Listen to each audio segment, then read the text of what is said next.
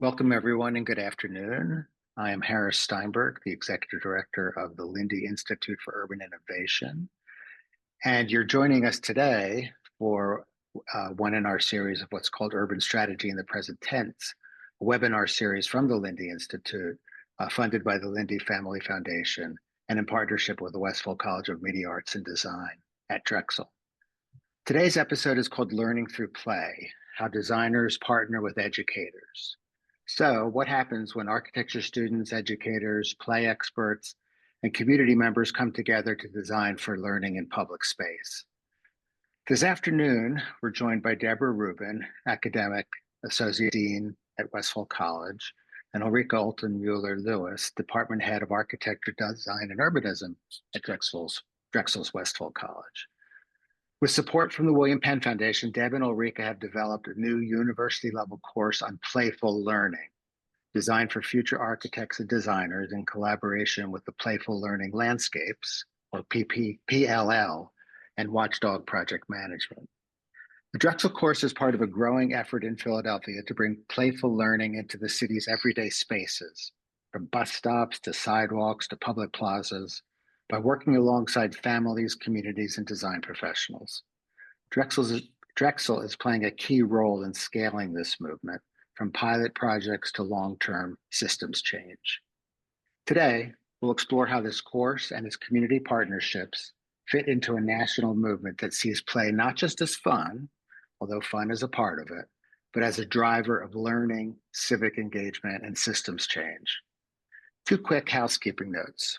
For the best experience during this webinar, please set your screen to speaker view. Throughout the conversation, we encourage you to share your thoughts and questions in the chat. I'll bring some of your questions to Ulrike and Deb in the final 10 minutes of the program. Both Ulrike and Deb's bios are on the Lindy Institute website, but I'll give you kind of a short kind of précis of their backgrounds, which are extensive.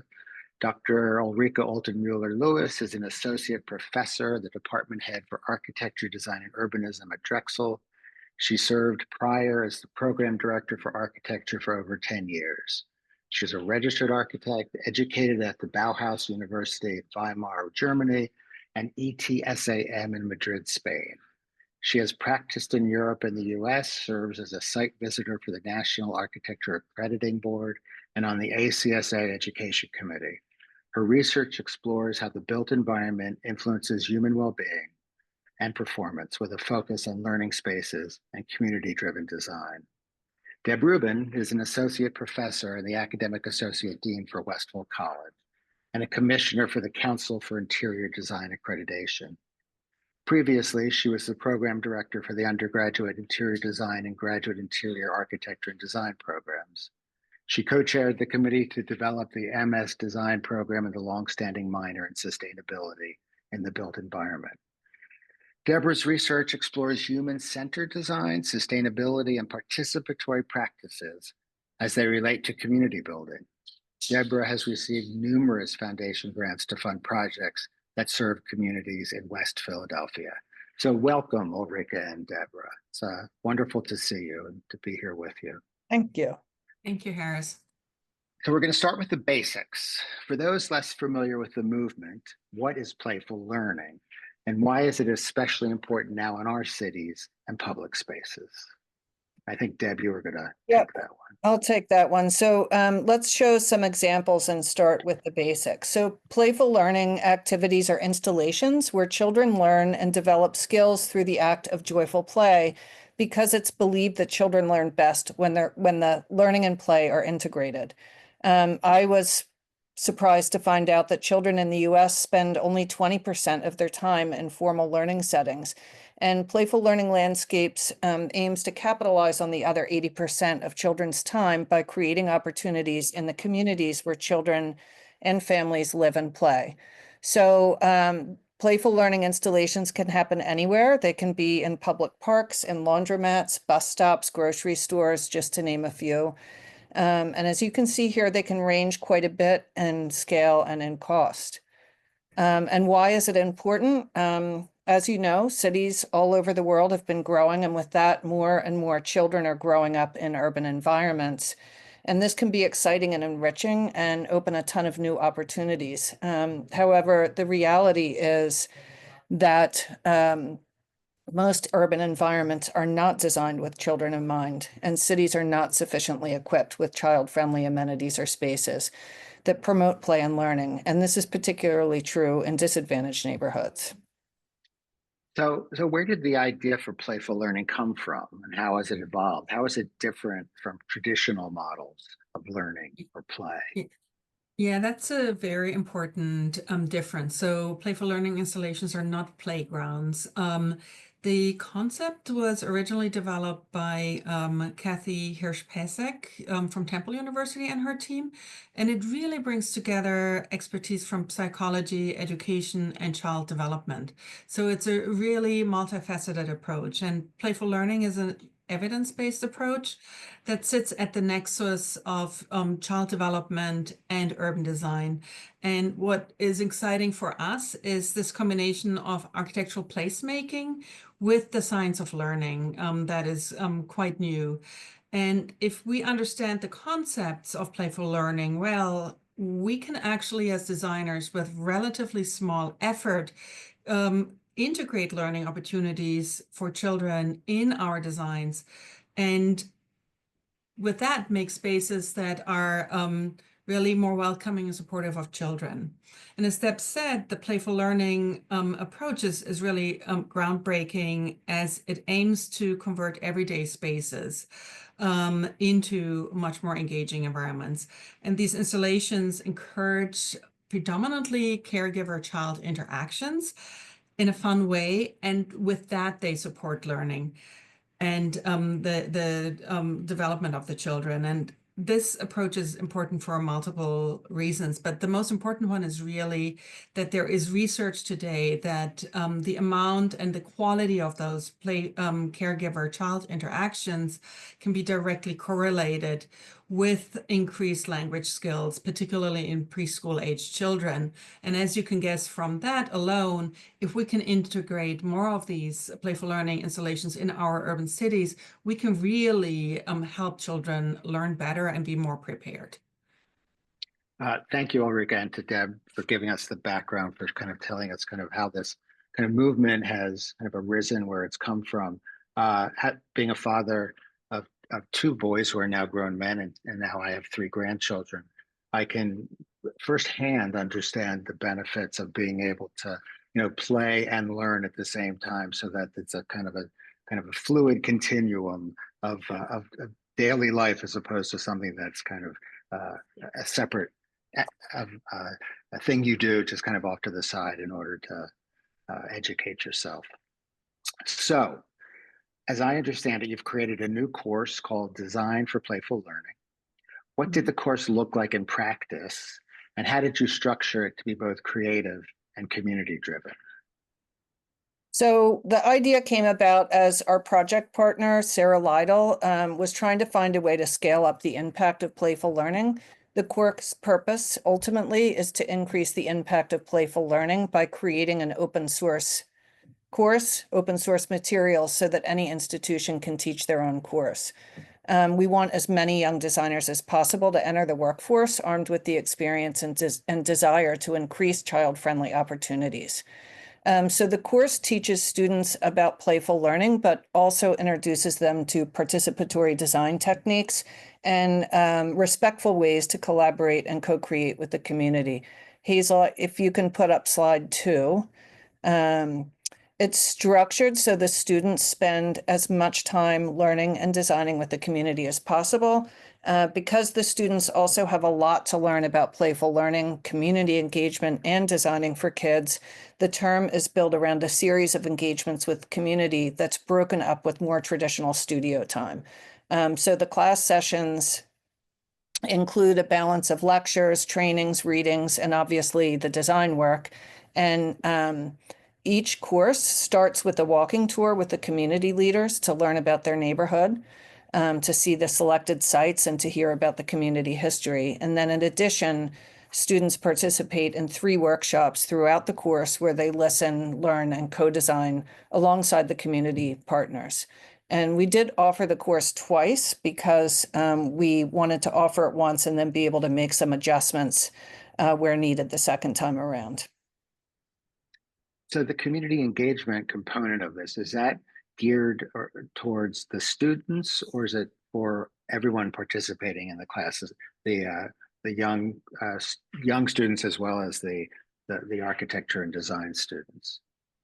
The community did have students, young kids attending some of the workshops. So, and we will maybe talk about later, but everybody was invited. We had kids as young as 2 and adults as old as 99 participating Wow. in the community. So Got it. it was a very wide reaching effort with lots of people involved. Great. Yeah, and I would actually add to that, it really depends on the community partners. If there are more children, and for example, if you work with middle school children, school-aged children and older, you get very different feedback, obviously, than from preschoolers or elementary school kids. Yeah. So the focus for our course is mostly to teach our students, but we love it if there is actually feedback from kids who are in the community. Yeah, I mean, it sounds like anybody participating in it is sort of swept up in the benefits of civic engagement, and ideally, exactly, because having done a lot of that myself, I know how rich and rewarding it can be. But you also have to be intentional about it in terms of really kind of setting it up so that it's effective. Exactly. So one of the questions I have is that you looked at the playful learning landscape and shaping the course. Can you talk about how you incorporated and adapted their framework and how that influenced the process and outcomes?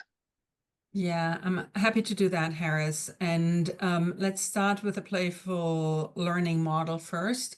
And if we can get the next slide, that's really helpful. So, and we didn't change the base model of playful learning very much because that, I think, in itself is very well thought through. So playful learning landscape anchors the concept around 3 key components, and you see them on the screen here, which is how children learn, what children learn, and the community values as well. And the 5 principles of how children learn promote organic interactions known to engage kids as they learn concepts like math, science, arts, language, or reading, or these things. And children learn best when they're actively engaged, the learning is meaningful, socially interactive, iterative, and joyful, obviously. We all have seen that. I've seen it with my own kids. You've seen it with your kids and grandchildren. And these 5 principles should really be interested in all playful learning installation and actually in all learning environments in order to be successful. The second component in playful learning design are the 6 learning goals, also called the 6 C's. And those are collaboration, communication, content, critical thinking, creative innovation, and confidence. And these learning goals are really fundamental skills that children need, or all of us need, to succeed in school, but also later in life. And these learning goals complement and build on each other and are somewhat interdependent. And when you start a project, you usually start to focus on 1 or 2 of those C's. But what happens in most cases that as the project develops, usually most of them are present, some more strongly than others. And then obviously the third component of the playful learning model is embedding community values based on direct engagement with the community. So each playful learning installation is site and community specific. You can't just take it and do it somewhere else. And this is paramount to the success of each playful learning installation. We use this playful learning model for our classes, And both the students and the community, and obviously Deb and I as well, received training before we really embark in the co-design process. And we were really very happy, and we would not have been able to do the classes without the support of Sarah Lytle and her staff from PLL. Rachel is here on the podcast. I've seen her as well. And also from Heidi Siegel-Levy from Watchdog, who were able to help us make sure that the final designs really are meeting those criteria, and that we think it through all the way. So it was a great collaboration with both groups, and it's been a lot of fun and really enriching. Yeah, and embedding values in the work is so critical to really making this meaningful, as well as kind of a way to connect the different generations within a community, as well as different constituencies. So I applaud you for that. As a follow-up, I'm wondering, what are some of the ways you extended or enriched the model in practice, especially as the course evolved? Hazel, could you show slide 4? Thanks. So the playful learning model that Ulrike just took you through is really the backbone and the guiding principle of the course. However, we had to expand on it through lectures, in-class exercises, readings, etc., to provide students with information that professionals would already have if they work on these projects. So the first and most critical piece after the playful learning training was to introduce the students to best practices of community engagement and participatory design. Additionally, we had readings and discussions and assignments. Students learned about child development and children's experiences in cities. We asked them to conduct observational studies to observe child caregiver interactions in playful settings. We had readings and lectures about creative placemaking and inclusive and universal design. And then later in the course, as the designs with the community progressed, we focused on things like constructability, material selection, and how to consider maintenance of the structures.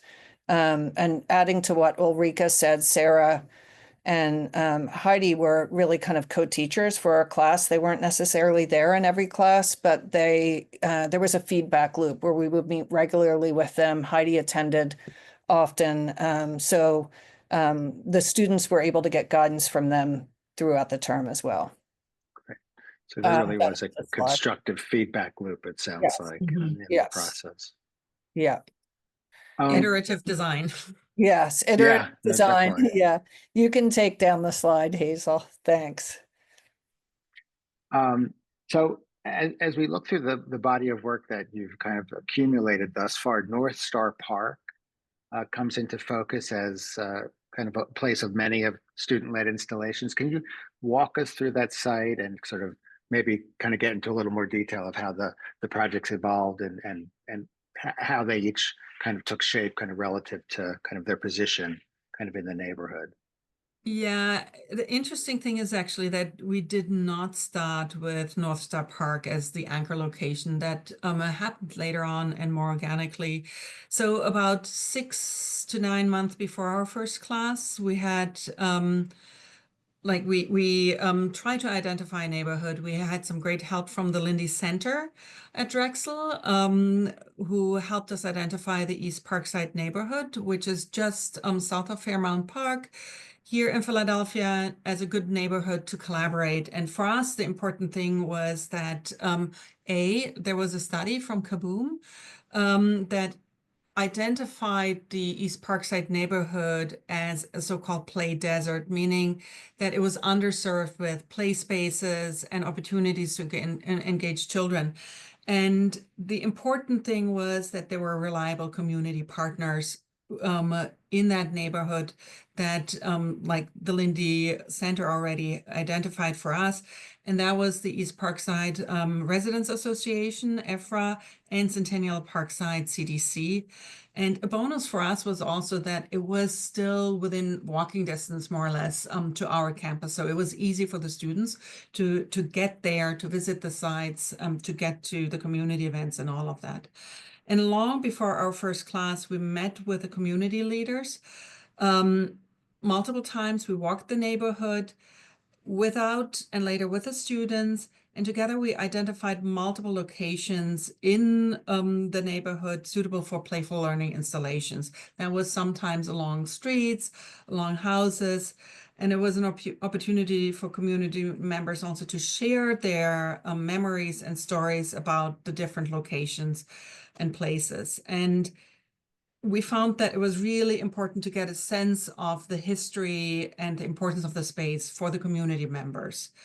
And with the North Star Park, while we identified other in each of the classes multiple locations, and the students actually designed for multiple locations, after the first class, the community asked us if we can focus our initial time and energy and efforts on North Star Park, because it was already an important gathering place in the heart of the community. And as you see on the pictures, particularly on the left one, and also on the right one, on the middle one, which is from our ribbon cutting in October, it's a fairly large open area, taking almost the length of an entire city block. And it is where community celebrations happen. That's also where the community runs a summer program where they hand out lunches and these kind of things. And the community leaders felt that the park could benefit from a little TLC. And we're hoping we could help them to make it more inviting. And the rest of the space, what you see in the left picture, is really open space. And we'll show you later when we talk about the Playful Learning Shed, which is now where the big tree is, that this was ideal for this. So the properties, the lots are, I think, like, I keep forgetting, I think it's 11 different lots. Don't quote me on that. Some of them are already city or neighborhood owned. Some of them are still in private ownership. There's some land swapping going on. And some of the locations for our designs were not on this lot. So on the right-hand slide, for example, you see the seedlings bench, which was actually designed as a single-sided bench on a lot across the street from the park, but we've decided to relocate it here. So the park was there, and you'll see from some of the designs that we'll show later, it was easy for us to go there, have some first installations, and create some momentum and excitement with the community. Got it. So just for my own kind of clarification, did you work both on the East Park side in East Fairmount Park, and as well as in West Fairmount in the Centennial District, or is East Park side actually in West Park, East adjacent Park to the side Centennial? is actually south of Fairmount Park. It's basically the neighborhood between the train tracks and Centennial Park. It's Okay, that piece of yeah, like neighborhood, like where the houses are and all of that. That's East Park side. got it. Okay, and the Centennial Parkside CDC is one of the organizations that helps to kind of work in that area. Yes. And they Great. were one of the community partners along with the Residents Association. Got it. That makes a lot of sense. And Chris Spar, who ran Centennial Parkside CDC, is now running the Dornsife Center. So there's a lot of Exactly. Yeah. And I swear we didn't poach him. Yeah. We did no, not, he's but it was interesting to see that he suddenly, like, we're at Drexel. Yeah. I mean, he put a lot of time in Centennial District and had a lot of really interesting projects, as well as kind of getting through the pandemic. It was a tall order. Yeah. No, he was great. So how did the design process unfold with the community? Kind of what stands out to both of you about the conversations and the co-design experience? Can you describe one or two of the built projects and how they're being used? Yeah. So I think what stands out most about the conversations and co-design with the community was the willingness of East Parkside to embrace the students and our class as a whole. I mean, they really kind of jumped in with both feet with us. And Ulrike and I and our partners did spend, as Ulrike said, a significant amount of time developing the relationship prior to the class. as we engage the community members in identifying sites, but also helping us to plan the community events and where they would take place. But I think we were all impressed with how the community opened up to the students, sharing this history and stories of their neighborhood. And the residents were also good at co-creating with the students and pushing back when they felt things were not aligning. Hazel, if you want to show slides 6 and 7, this shows the playful learning shed. The first slide is the students' second attempt. It replaced an old unusable shed and will serve as a storage space and food distribution point for the community events at North Star Park. And the students first presented this as a wooden shed with a playful learning component for older children about the solar system. And you can see the solar system piece is still here. The community, however, had concerns that the material would potentially be subject to vandalism. And they also redirected the students to the North Star mural that you saw a couple slides previously and asked if they could focus the learning more on the stars in the solar system. So from that community input, the students redesigned the shed using a shipping container, and they re-envisioned the learning component to be this three-sided mural themed around astronomy with a map of the constellations on that front-facing side. And I think what the students took away was how important the community voice is in the design process. For many students, it was the first time that they were working with the end users, and it really showed them how important listening and co-creating is and how it can change the project for the better. And then in terms of other takeaways, if you want to look at slide 8, I think the students also recognize that the projects don't have to be elaborate or complicated to make a difference. So we went from the most expensive project to the least expensive project here. And the pedalscape project was the first to be installed and was also the simplest. And it just proposed 3 large 2-sided flowers along the park's fence that had different activities on both sides. And it was also the quickest to implement. So this was the first of the students' designs to be realized and allowed us to really show some tangible progress early on while we were figuring out how to get a shipping container onto the site. So these are all actually in situ, they're built, they're Yeah. used. Have you kind of gone back to the site and met with either students or adults kind of to see how the reaction has been, how they've been integrated into the community? Because these seem to be standalone kind of experiences. They're not necessarily integrated into a larger landscape per se. Yeah, we did. Well, we had the ribbon cutting for the shed, and the shed is not finished yet because there's a solar company through one of the community members' connections that is going to donate solar panels and an installation there. A lot of the conversation we've had, there has been some vandalism that we've had to go back and help them to fix. They broke the door kind of early on the back. And part of that's because we didn't have the solar panels up, so we don't have the lighting there yet. Mm-hmm. But that shed will be used every day during the week in the summer for summer lunch programs. So it's a very widely used space by the community. And they have a lot of other events there, like they have, flower sales at certain times of the year, and all sorts of other events. And then the purpose for the pedals along the fence was to kind of engage people as they're walking by. So understanding the kids are coming from school across Girard Avenue, and walking back and forth with caregivers, that opportunity to engage on either side, whether you're doing something in the park or just kind of walking up and down the street. Great, that's really helpful. And Go ahead, the Ulrike. flower petals are very close to Cambridge Street, which is a street in the neighborhood that is known for, there's a lady who is a very avid gardener. So you'll see if you go down that street, there are a lot of potted plants along the street, and it's really beautiful. It's almost like an urban jungle. And that's like what the students came back with from that experience. So it connects to some of those qualities within the neighborhood fairly nicely. Very nice.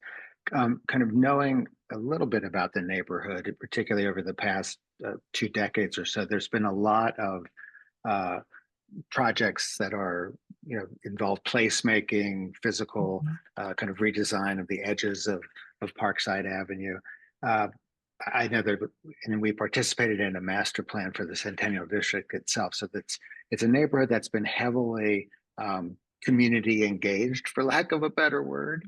And I'm wondering if you experienced any resistance to yet another kind of series of projects that were going to engage the community, or did people feel like this one was so kind of quick and fresh that it wasn't going to necessarily take forever to implement? No, I think very initially there was a little bit of a hesitation, but uh, because the community learned very quickly that we are trying to bring something into the community rather quickly.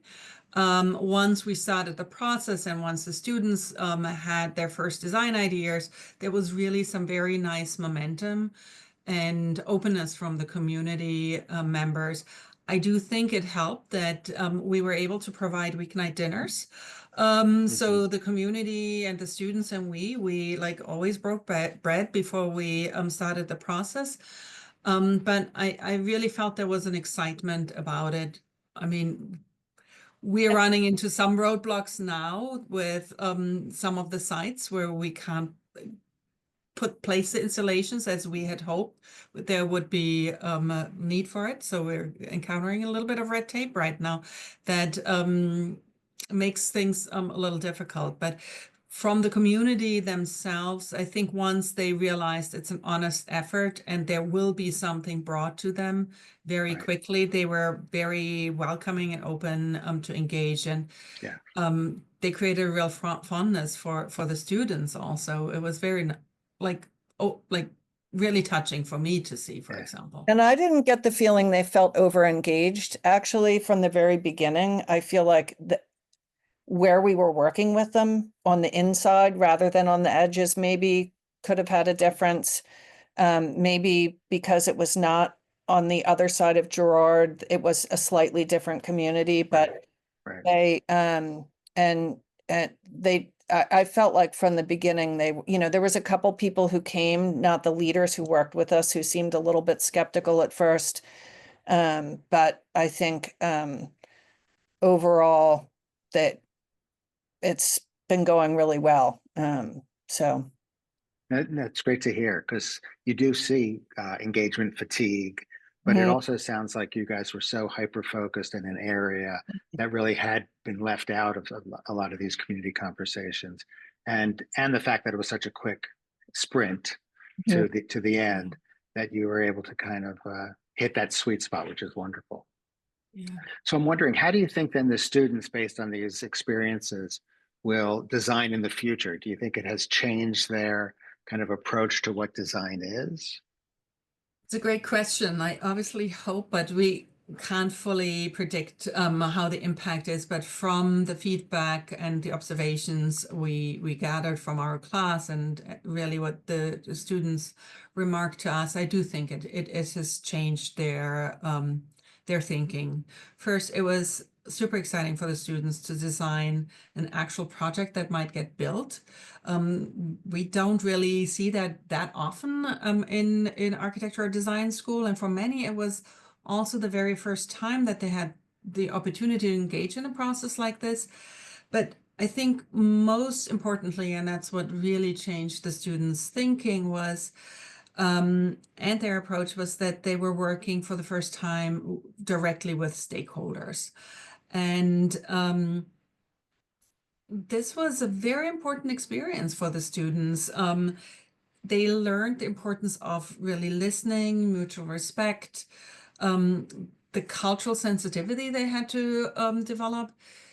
When we do schools in the academy, projects in the academy, students usually just design what they're interested in. It's their own aesthetics and so on. And pivoting from these ways they're so used to, because often, you know, there's like, well, because I like it, that's why I'm designing it that way, to really consider the preferences and the needs and the values from the stakeholders and from the community was, I think, like very, very important. And as Deb said, we did give them some training. We didn't just release them into the neighborhood without that. And again, the Lindy Center staff came and we had sessions about community engagement with each of the 2 classes we held. And I think that reinforced this importance of bringing a certain humility, being transparent, being inclusive when we do community engagement. And the students really embraced the opportunity and they listened very carefully what our friends from the East Parkside community shared with us. They were curious about their needs, their wants, their priorities. They were open to listen and really learn. And they were very receptive, more than like what we usually see when we do a regular studio, I feel. And in return, the community was so welcoming and generous and really opened up to the students and shared their thoughts and their feedback and so on. And I feel we really learned a lot from one another. And I feel also that it was a very powerful experience for our students.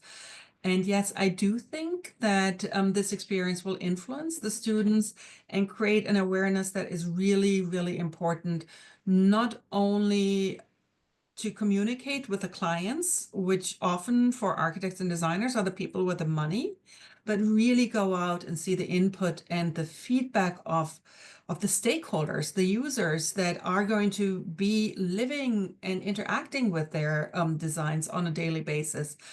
And as we educate the next generation of designers, I think this will help the students to become more socially conscious practitioners, but also I think in return it will create better human environments because the stakeholders are considered in a much earlier and much more fulfilling way. So yes, my hope is that it leaves the students equipped to do better work and be more engaged and practice architecture differently than perhaps what you and I were originally taught.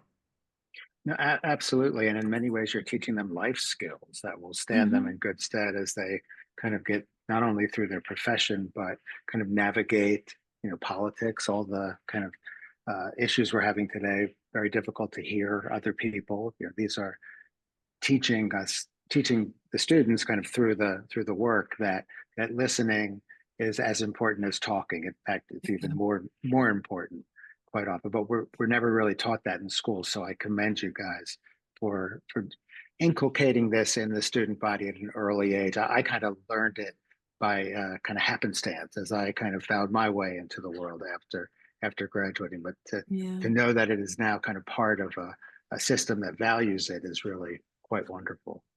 I actually feel that we are working with a generation of students who want this, who really demand it and embrace it and want more, not less of it. And to me, it's just wonderful, and I hope we can keep going. Yeah, you know, and I have experienced that as well over the past couple of decades. The students have really been pushing for it. It was a real kind of break from the 90s, say, where there were different drivers. But everybody wanted to become a star architect. Exactly, or a stockbroker. Yeah. So kind of apropos of that, in many ways, this program is part of a larger national effort to scale playful learning beyond one city or classroom. How might this model travel to other universities or other cities? What do we need more of? Resources, partnerships, cultural shifts? And as a shout out here to the William Penn Foundation and Elaine Lindy, who is part of the Lindy family that supports the Lindy Institute as well as the Lindy Center.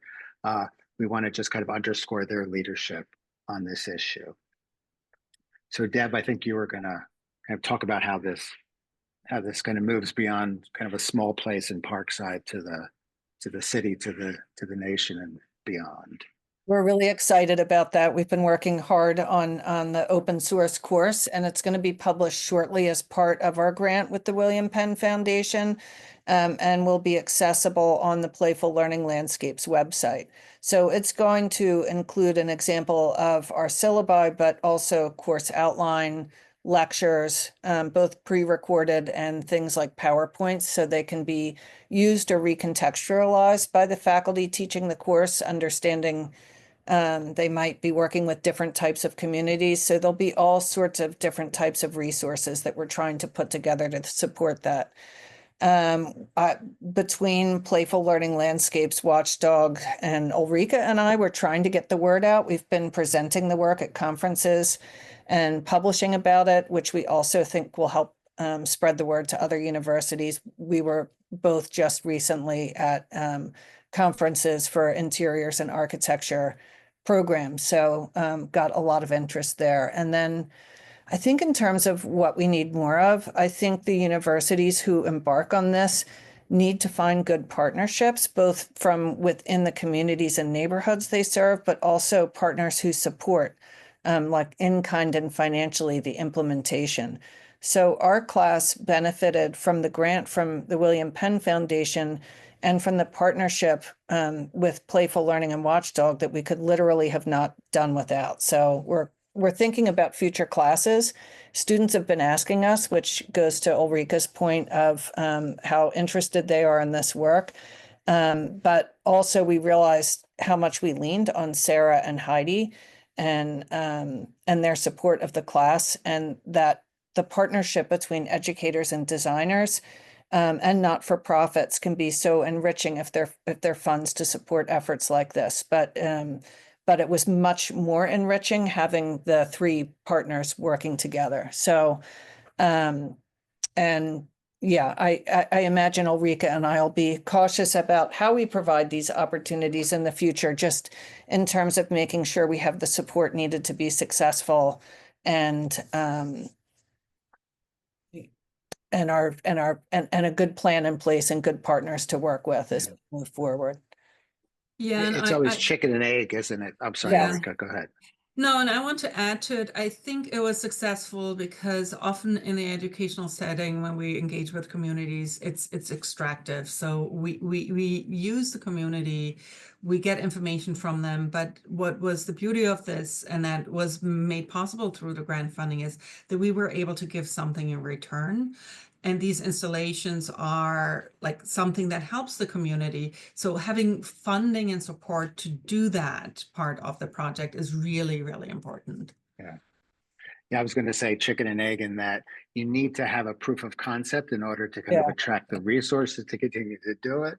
And it sounds like the William Penn money has provided that kind of jump start to give you a project which you can now shop around, but it's not necessarily going to come automatically. This has to be kind of part of a growing movement. To that end, when you go to your conferences and talk about this, do you see sort of a network that's beginning to arise around the country that's kind of coalescing around this work? Is there kind of a natural constituency that this fits into? Yeah, I think there is a very broad constituency interested in community engagement and community engaged design and teaching that as a skill to the students. And I think the reason why we think this particular model is so important and successful because it's small and it's manageable. It's not, the installations are not huge. They don't cost a lot of money. I mean, you saw the Pedalscape project. That's a few $1,000s in the end to make. Yeah, that's something that is achievable, but it can make an impact. So I do think it's a model that can really is a great learning opportunity for the students, but also on the other hand, with very small, comparatively small investments, can help the communities already to become more child friendly. So I do think that that's the beauty of this particular model. And at the few conferences where we have been so far, there was quite a bit of buzz. However, I think we're still mostly in the realm of people who are already doing it anyway. So what we need to figure out is how can we like make that more public? And I do feel that at Drexel, we're in a very privileged position because we do have the Lindy Center, we have the Lindy Institute, we have the Dornsife Center. We have already these established relationships with community, and the course hopefully reaches colleges and potentially even like vocational training centers where there is not that background. So hoping that we can seed and jumpstart something And elsewhere. I think part of it's talking about the different types of universities, which in our conversations with Sarah, Rachel, Heidi, and our meetings, we've been talking about what different kinds of, a land grant institute versus, somebody that's maybe in a very rural area might have very different project opportunities, but there's also lots of universities with design build programs that might have almost a better opportunity for than we in the city with all the building limits that we have. So I think that part of what we're talking about is looking at the different types of universities and what different kinds of opportunities there could be for those universities to partner with communities, and what are communities. Yeah, no, it seems like there's a tremendous amount of kind of ways that this could go, lots of different types of partnerships. But how it's sustained over time, I think, is obviously a trick. I mean, how do you ultimately kind of make this kind of part of the baseline kind of educational experience of all architects or designers, that community engagement, community experience, understanding the needs of the community is really foundational to kind of creating spaces that are cherished, loved, and fit and meet the needs, as well as be beautiful. I mean, obviously, we can't forget, kind of that part of the Vitruvian trilogy. So, what has this experience taught you about how design and education can come together in public space, and not just in terms of skills, but in shaping values and mindsets? And if someone asked why this kind of work matters, how would you answer? We've kind of talked about that a little bit. We've talked about it already a little bit. And for us, it was really, I mean, obviously, it was a powerful experience. And I think as designers, we really have to think about who is involved in the design and the decision-making process, and giving architects and designers the tools to be able and active doing this work, I think is really important. And it was humbling for us to be welcomed with such open arms by the East Parkside communities, but also to be able to sensitize the students to the needs. And again, I think the setup can be a win-win for everybody, because the students are super creative and full of ideas and energy, and they really want to contribute to the greater good. And working on real life projects has very different thinking. You really have to think about the material selection, the detailing, the maintenance of it, and all of that. And on the other hand, I see there's often so much need in the neighborhoods, and they don't have design advice or access to design advice. And so I think it's a good match that really matters, and where we can use the creativity of the students to contribute to the environments where they are and where the communities are. So the opportunity to learn from one another, to co-design, to really work with one another, I think is very important. And on the other hand, really learning from those lived experiences of the community members and the stakeholders is like a game changer in my eyes, how we design. So I really hope that with these kind of introductions to like community engaged design processes and participatory processes, that we can contribute to make better public spaces, but also to create a generation of more socially conscious and sensitive designers. So I do think it's extremely important work for the profession. Yeah, I couldn't agree more. It looks like we're we're not going to go into Q&A, but I just wanted to kind of underscore one point from my own experience. Anytime that in my education where I actually stepped outside of the formal classroom and engaged with people or ideas or systems, whatever it was exponentially mind opening as opposed to kind of traditional classroom learning. So I completely understand kind of the enthusiasm for this kind of work and the importance of it. So I kind of salute you guys for doing it. It looks like Tom is asking us to go to the Q&A. Perfect. So if I'm reading this right, one of the questions from Mark Pomper is, could pedal capes be put in place more broadly in the city to create learning and experiential environment in places other than dedicated parks?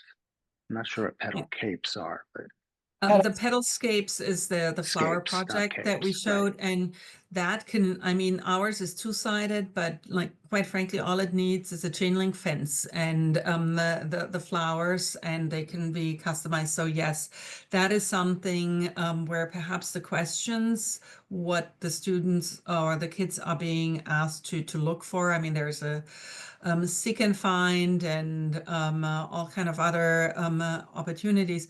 Yes, this is something that is fairly easily transportable, where you might just want to change up the questions, or like we have 6 different sides on those 3 flowers. So which kind of petals or which flowers you put together, that's fairly easy. Right.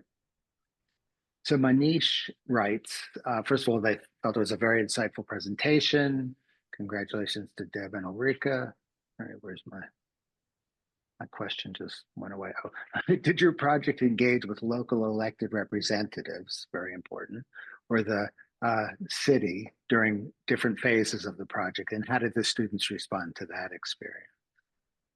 Yeah, the Centennial Parkside and East Parkside Residential Associations were those community organizations were the folks that really kept us engaged with the elected representatives. So we and I think Heidi also spent some time talking to those folks from Watchdog. Heidi, so Watchdog held the funds to really get the projects built, and so she was really doing a lot of that communicating.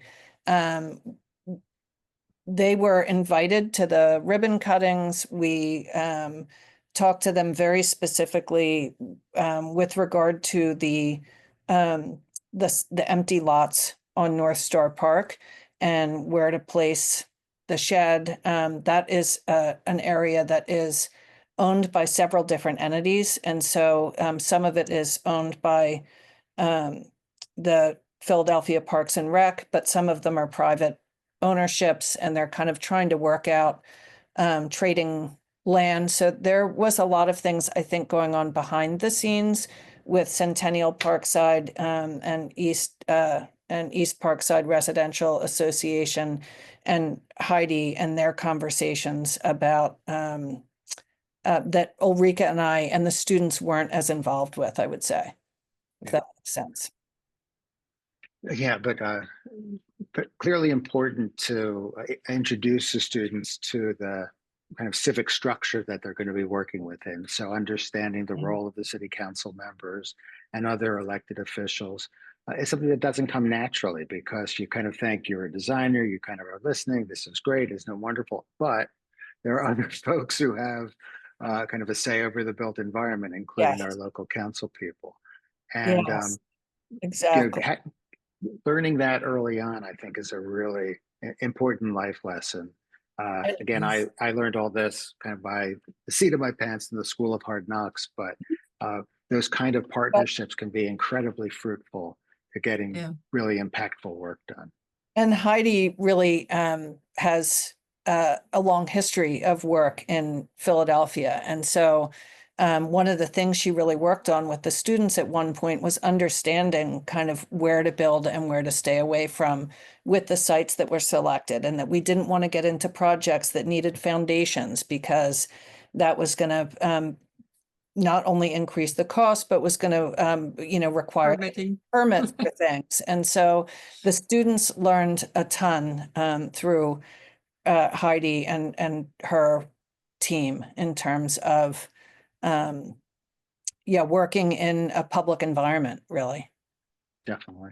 Yeah. Well, thanks to both of you. The hour has really kind of slipped by. I think it's been a great conversation. It's we're very impressed with the spirit of the work as well as the actual work, and the fact that you're hoping to kind of broaden the impact of these kinds of courses, as well as build a network kind of that really kind of elevates this kind of thinking and inquiry kind of at the foundational level of all design courses. So thank you for sharing all this with you, and to all of the audience that joined us this afternoon. I'd love to put in just the fact that what we really hope is that the students take this learning not only about learning with community, but about designing for kids, and that they take that into the profession with them, so that they're designing for kids in the initial design phases instead of afterwards. That's one of the hopes of the class, that it's going to introduce, that it's going to create professionals coming out into the environment ready to support kids and learning. Wonderful. Absolutely.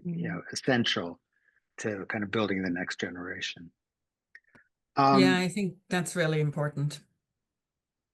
So I've just got a little bit of kind of wrap up that I'm going to do here. I again want to thank Deb and Ulrike for joining us, as well as for the work. But to the audience, if you're curious about how cities work and how they can work better, the Urban Strategy program at Drexel is designed for you. It's a 2 years master's program that brings together design, policy, public health, and more to help students tackle real-world urban challenges. The program is a close cooperation between the Department of Architecture, Design, and Urbanism, where it's formerly housed, and the Lindy Institute, which helped to kind of co-create it with the department. And students learn by doing in this program. It's a real, as we understand it, really the first in the country to kind of have this kind of cross-sector urban problem-solving curriculum. They work side by side with community partners and professionals, preparing for careers that help shape stronger and more connected cities. And finally, Urban Strategy in the Present Tense is produced by the Lindy Institute for Urban Innovation at Drexel University in partnership with the Urban Strategy Master's Program at Drexel's Westphal College. As always, we are grateful to the Lindy family for their support. As I said before, I'm your host, Harris Steinberg, Executive Director of the Institute, and a special thanks to our producer, Tom Devaney, and our production director, Hazel Dequito. Thanks everyone for joining us, and we will see you next time.